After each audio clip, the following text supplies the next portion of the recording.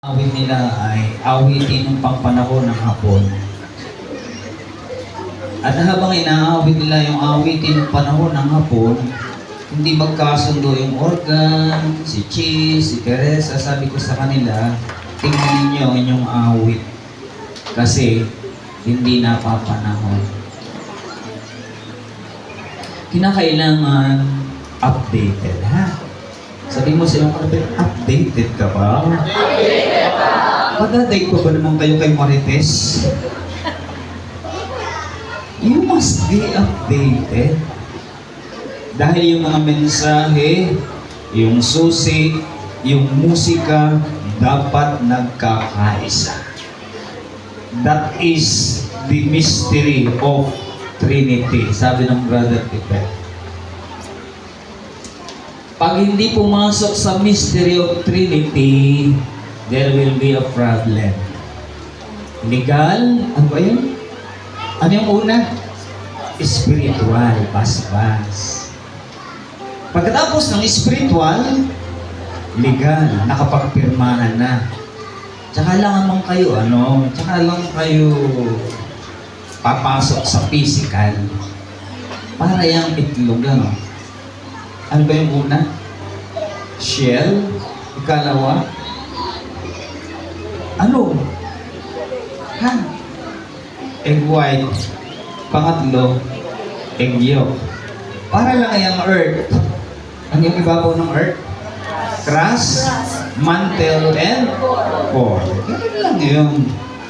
So, ang message, ang musika, ang susi must be one accord.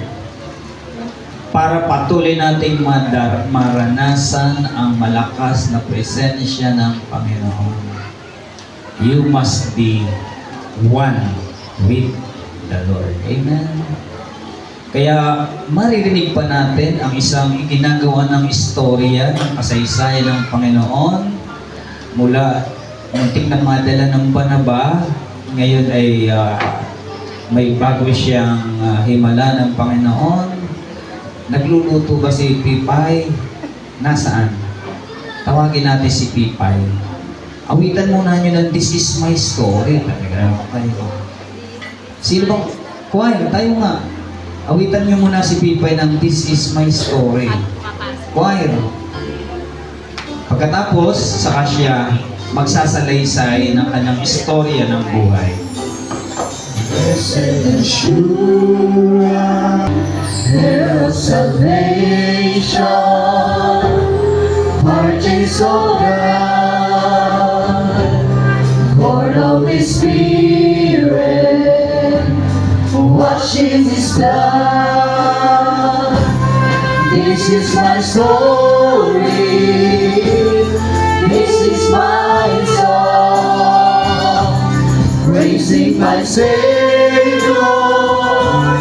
all the day long. This is my story, this is my song, praising my Savior all the day long. Perfect salvation, perfect delight,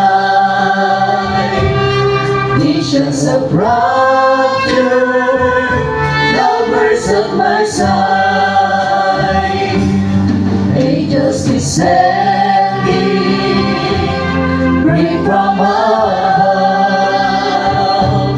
echoes of mercy, whispers of love.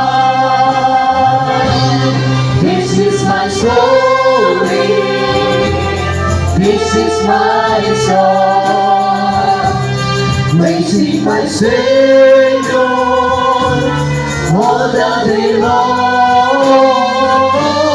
This is my story, this is my song, praising my Savior all the day long. Perfect submission, all is at rest. I in my Savior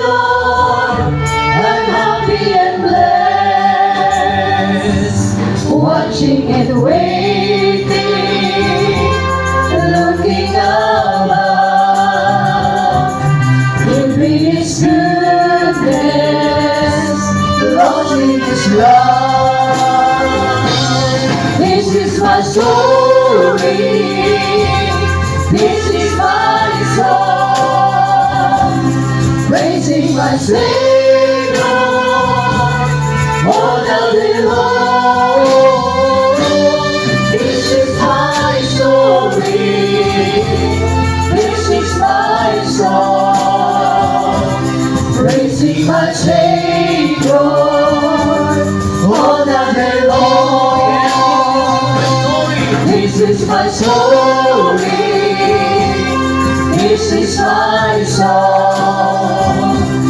Praising my Savior all the day long. This is my story. This is my song. Praising my Savior all the day long. Praising my Savior all the day long. Praising my Savior all the day long. Akala ko po nagbibiro lang si Pastor kanina. Nung sinabi magpapatotoo daw ako.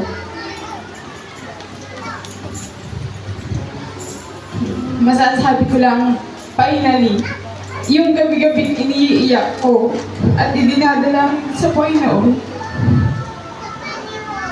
ay ibinigay na niya sa akin, sa aming buhay mag-asawa.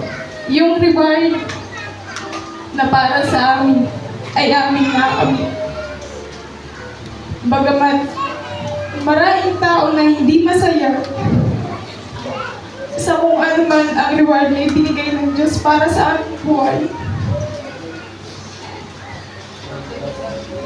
Pero sabi nga, gayahin si Mark, tahimik lang.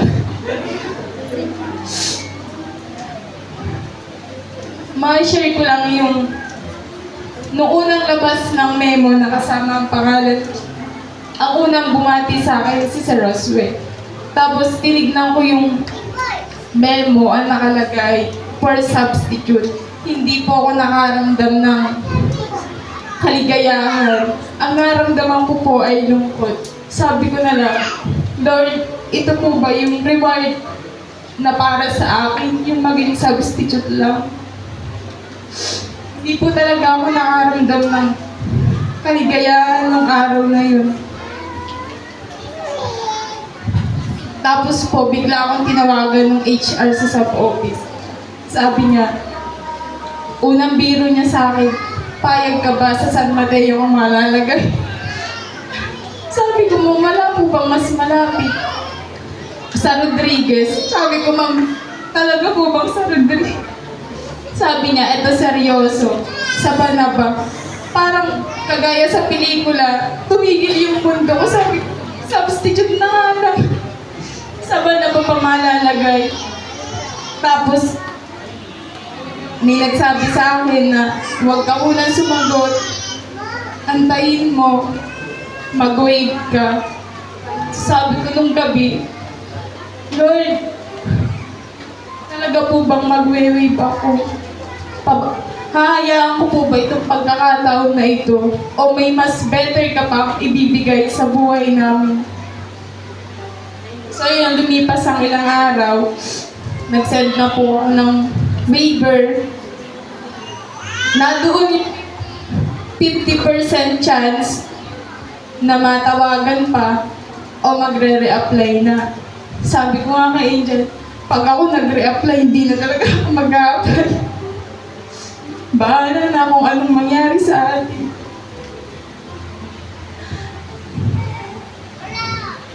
Tapos po, nitong Miyerkules, madami na iuutos sa akin yung aming principal. Bigla nag-chat ang Ate Warjo, congratulations daw. Sabi ni Sarah, bakit binabati ka ng Ate Warjo? Sabi ko, hindi ko alam. Tinignan ko yung, tumingin ako sa DepEd Rizal ng memo. Wala namang memo para sa for appointment. Sabi ko, ano bang meron? Tapos sinabi niya na for appointment na daw ako, permanent. Sabi ko, totoo ba? Ayoko pa po kasi maniwala hanggat hindi nakikita yung memo. Tapos, yung pakiramdam ko nung sinabi ng Ate Marjo na may memo na, kinabahan na talaga ako, tapos parang anligaya ako. Yung utos ng principal sa akin, hindi ko nagawa. Hindi ko na po nagawa. Parang nablangko po talaga ako, sabi ko, thank you Lord talaga, napapa-thank you Lord lang po talaga ako. And then, maya-maya, yung mga taong hindi naging maligaya sa reward ng ibinigay ng Diyos, kung ano-ano yung sinasabi nila na kaya siya na Mekos daw, kaya siya pamangkin ng PSDS, manugang ng principal, pamangkin ng principal. May pumunta pa sa sub-office. And then may tumawag pa sa HR na hinaharang daw yung appointment ko na sabi, binaraso daw ng Sariner. Binaraso daw ng Sariner yung aking appointment para maligay ako sa Pinapina-ES. Pero sabi ko, Diyos ang kumilos, Diyos ang naglagay, Diyos ang gumawa upang ako ay ma-appoint bilang permanent sa Pinapina-ES. So sabi ko nga sa iba, mahirap palang makapasok sa pamilya.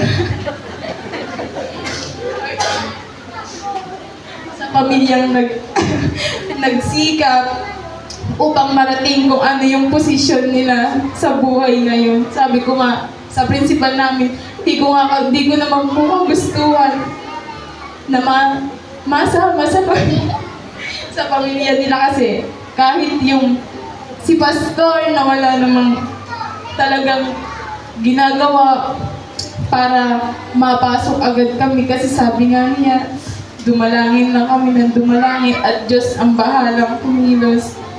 Kaya tunay na this year, hindi na po daw this year of crying. Favor activated na po sa buhay namin, sabi nga ni Brother Jerry. Kaya sa Diyos ang pinakamataas na papuri at pagsamba at pasasalamat. To God be all the glory po.